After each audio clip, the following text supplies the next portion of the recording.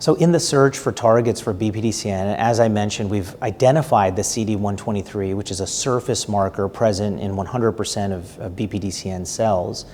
We have the first approach, which is the diphtheria toxin conjugated to human IL-3, that's the Tagraxofusp.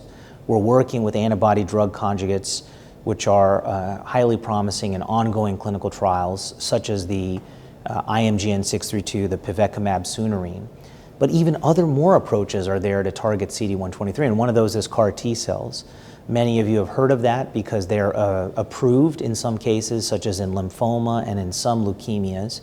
But the quest continues to find one for our patients with BPDCN. So one of the logical targets has been CD123, and there are multiple groups around the world that we're working with that are targeting that. So those are in what's called the early stages, so-called phase 1. So no major data to review yet, but we need to continue to enroll those clinical trials to see if this is a safe and feasible approach for our patients with relapsed refractory BPDCN.